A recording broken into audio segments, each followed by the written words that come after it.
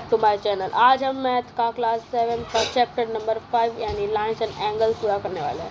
इससे पहले हम इसकी पहली एक्सरसाइज 5.1 के लिए कुछ फार्मूला इंपॉर्टेंट फार्मूला उसे पढ़ लेते हैं। मैं एक वाइट पेज नहीं है, आपको बता देता हूँ यहीं पर। नीचे से इम्पोर्टेंट फार्मूला है कुछ इस प्रकार। इसमें हमें पूछा जाएगा सप्लीमेंट्री एंगल क्या होता है। सप्लीमेंट्री एंगल ये होता है 180 डिग्री का एंगल। अगर मान लीजिए आपके पास 77 डिग्री है और इसका पूछे सप्लीमेंट क्या होगा, तो 180 डिग्री माइनस 77, जो भी आंसर आएगा वो इसका सप्लीमेंट एंगल होगा। ठीक, ये तो एक मेन पॉइंट हो गया। और दूसरा है, बस इन दोनों एंगल्स के ऊपर पूरी एक्सरसाइज बेस्ड है। दूसरा कॉम्प्लीमेंट्री एंगल पढ़ेंगे आप। इस एक्सरसाइज को पढ़ेंगे तब इसमें 90 डिग्री का होता है। ठीक, तो देखिए इसमें अगर मान लिया आपको 45 दिया जाए तो 90 पूछा जाए कि 45 का कॉम्प्लीमेंट बताइए। 90 माइनस 45 डिग्री, तो इसका कॉम्प्लीमेंट क्या होगा 45 डिग्री। इसमें पूरी एक्सरसाइज बेस्ड है। तो फिर हम चलिए एक्सरसाइज के क्वेश्चन आंसर कर लेते हैं। पहले कुछ 5.1 एक सेकंड आई फाउंड दैट। हाँ देखिए मिल गया। इसमें बोला है कि अगर 20 है तो उसका कॉम्प्लीमेंट फाइंड करना। आपको पता है ना क्या करते हैं।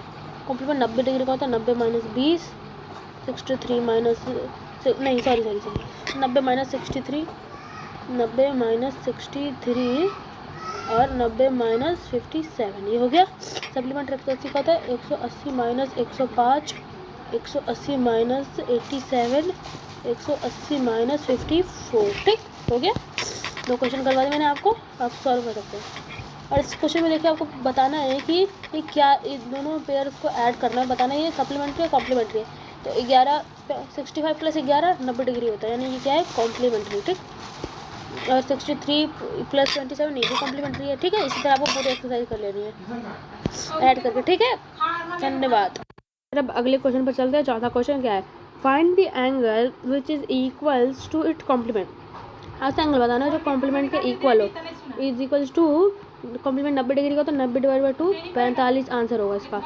और 180 है तो 180 डिवाइडेड बाई 2 यानी 90, क्योंकि देखिए यहाँ पर सप्लीमेंट्री भी है। ये रहा सप्लीमेंट्री, सॉरी। ठीक है, तब अगले सवाल की तरफ बढ़ते हैं। छठा सवाल क्या है, in the given figure angle A and angle angle 2 are supplementary angle if angle 1 degree is what changes should be taken place to in angle 2 both angles are supplementary.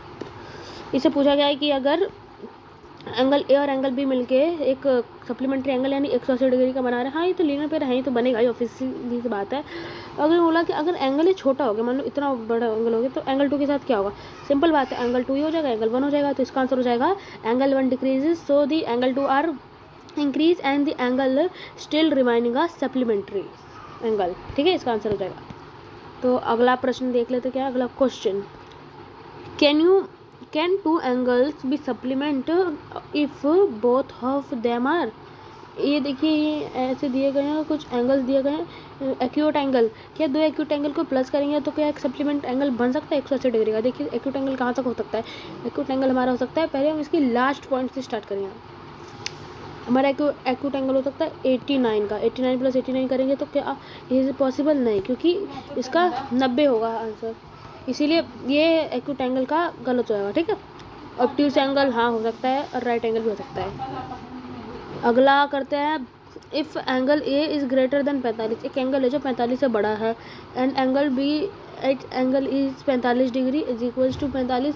देखिए अगर कोई एंगल 45 प्लस है और वो एक erase कर लेता हूँ थोड़ा,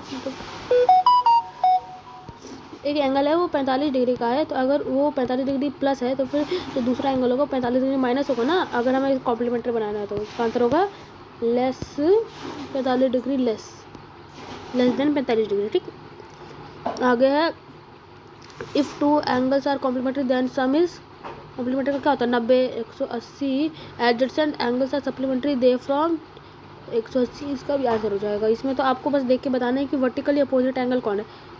ये अपोजिट एंगल बन रहा है, नीचे भी अपोजिट एंगल बन रहा है, ए ओ डी इसका आंसर हो जाएगा। ठीक है, तो धन्यवाद आपका।